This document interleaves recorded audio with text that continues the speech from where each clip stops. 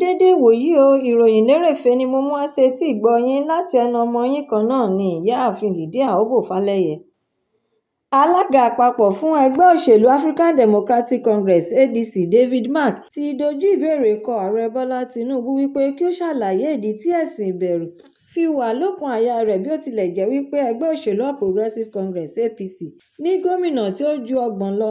David Mark sọ ọ̀rọ̀ yìí níbi ìpàdé àwọn oníròyìn kan nígbà tí àwọn ẹgbẹ́ ìṣọ̀kan alátakò ń sọ èrò ọkàn wọn tí kò dùn sí bí wọ́n ṣe ń yọ orúkọ àwọn olórí kọ̀ọ̀kan kúrò lórí ẹ̀rọ abala àjọ tí ó ń rí sí ètò ìdìbò ní orílẹ̀-èdè Nàìjíríà (INEC).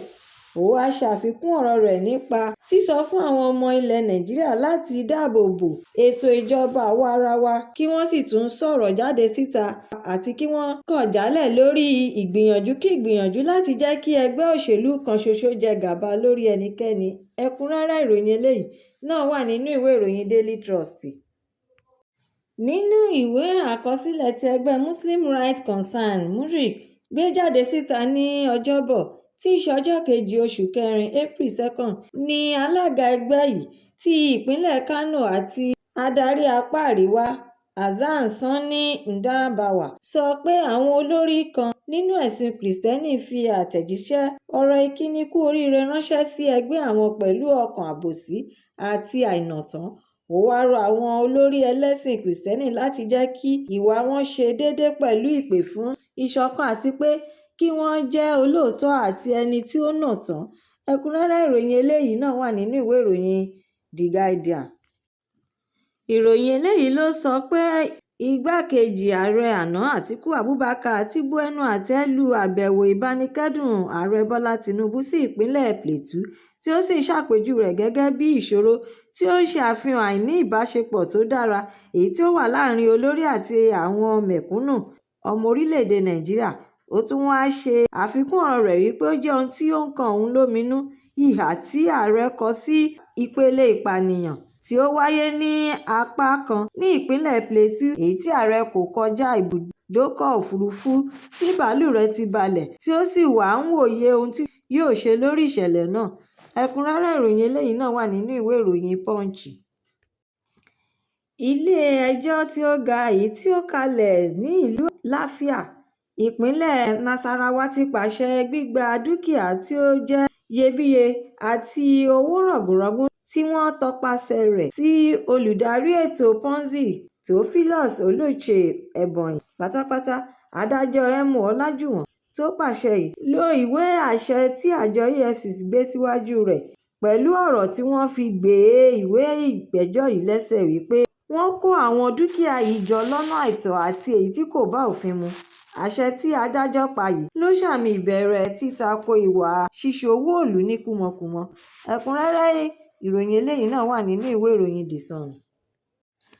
Ààrẹ Bọ́lá Tinubu ti balẹ̀ sí ìlú Jos, ìpínlẹ̀ Plateau láti lọ ṣe àbẹ̀wò ìbánikẹ́dùn rẹ̀ lórí ìkọlù tí ó wáyé ní ọjọ́ ìsinmi tó kọjá ní agbègbè Anwar-Rukuba tí ó mú ẹ̀mí àwọn ènìyàn tí ó dín ní 27 lọ. Alága àpapọ̀ ti ẹgbẹ́ òṣèlú All Progressives Congress (APC) Netawe Yiwata, gómìnà ìpínlẹ̀ Plateau Caleb Manasseh Usman àti àwọn ènìyàn jàǹkàn-jàǹkàn nínú ìṣèjọba orílẹ̀-èdè yìí ni wọ́n tẹ́wọ́ gba ààrẹ. Ẹ̀kúnrẹ́rẹ́ ìròyìn eléyìí náà wà nínú ìwé ìròyìn The Nation. Ẹgbẹ́ kan tí àwọn ènìyàn mọ̀ wọ́n sí ẹgbẹ́ South East Youth for Progressive ti ké sí igbákejì agbẹnusọ fún ilé-ìgbìmọ̀ aṣòfin Honorable Benjamin Kalu láti darapọ̀ mọ́ àwọn olùdíje fún ipò gómìnà ní ìpínlẹ̀ Abia nínú ètò ìdìbò gbogbogbò ti ọdún 2027 tí wọ́n sì tún fi ń dá lójú pé gbogbo ọ̀dọ́ káàkiri ìpínlẹ̀ náà wà lẹ́yìn rẹ̀. Ẹ̀kúnrẹ́rẹ́ ìròyìn eléyìí náà wà nínú ìwé ìròyìn Leadership. Vice Chancellor ilé ẹ̀kọ́ gíga Calabar Ọ̀jọ̀gbọ́n Ofiang-Ofiang ti sọ síta ní Ọjọ́bọ̀ wípé àwọn ti gbé ìgbésẹ̀ ètò ìjìyà lórí ọ̀gá òṣìṣẹ́ tí ó ń gba akẹ́kọ̀ọ́ wọlé sí ilé ẹ̀kọ́ gíga Unica fún ẹ̀sùn gbígba akẹ́kọ̀ọ́ ju bí ó ti yẹ lọ àti gẹ́gẹ́ bí ilé ẹ̀kọ́ gíga yìí ṣe ń làkàkà láti dẹ́kun lílo ayédèrú ìwé ẹ̀rí èyí tí orúkọ iléèwé gíga àwọn wà lórí rẹ̀ fún ohunkóhun nítorí pé gbogbo ìlàkàkà wọn kò ju pé kí àwọn dá ògo ilé ẹ̀kọ́ Unilag padà. Ẹ̀kúnrẹ́rẹ́ ìròyìn eléyìí náà wà nínú ìwé ìròyìn Vanguard. Ìròyìn eléyìí ló sọ wípé àjọ EFCC ti ṣàlàyé lẹ́kùnrẹ́rẹ́ ìdí tí ilé-ẹjọ́ tí ó kalẹ̀ sí ìlú Àbújá yóò ṣe pàṣẹ pé kí àwọn dúkìá tí ó dín díẹ̀ ní 57 èyí tí ìtọpasẹ̀ rẹ̀ lọ sọ́dọ̀ Attorney General àná tẹ́lẹ̀ rí ti ilẹ̀ Nàìjíríà àti Mínísítà fún ètò ìdájọ́ Abubakar Malami SAN ní kí ó di ti ìjọba àpapọ̀ pátápátá. Ẹ̀kúnrẹ́rẹ́ ìròyìn eléyìí náà wà nínú ìwé ìròyìn Nigeria Tribune Online.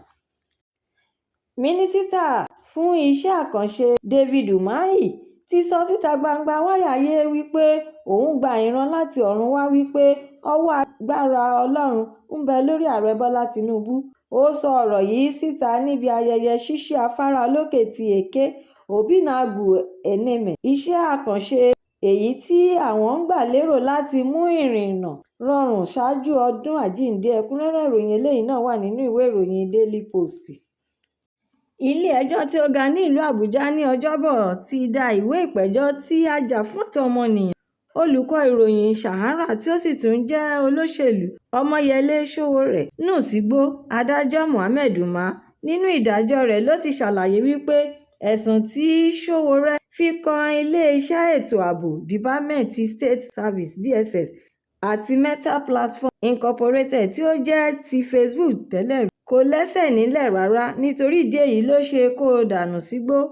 Adájọ́ tún wá fi àfikún ọ̀rọ̀ rẹ̀ wípé kí Sowore san $500,000 fún DSS, DG wọn àti iléeṣẹ́ Meta Platforms kí àpapọ̀ rẹ̀ jẹ́ $1.5 million ($1.5 million) dípò $5 million ($5 million) fún ẹnì kọ̀ọ̀kan wọn. Ẹ̀kúnrẹ́rẹ́ ìròyìn eléyìí náà wà nínú ìwé ìròyìn This Day. Ìròyìn lérèfé tòní kò ní jù báyìí lọ nítorí pé kí n lọ bẹ̀ oge. Ẹ tún pàdé mi lọ́la fún àkọ́tún ìròyìn lérèfé mìíràn láṣẹ Èdùmàrè. Ẹ má ṣe aláìlọ́kan sí YouTube channel ìròyìn lérèfé. Kí ẹ jọ̀wọ́ kí ẹ bá mi subscribe. Kí ẹ má tún gbàgbé fi èròǹgbà yín ránṣẹ́ sórí rẹ̀ kí ẹ bá lè ní àǹfààní láti máa gbádùn ìròyìn lérèfé síwájú àti síwájú sí. Ẹ ṣé mo dúpẹ́ tí ẹ̀ ń tẹ́tí gbọ́ mi nígbà gbogbo. Ó dàbọ̀.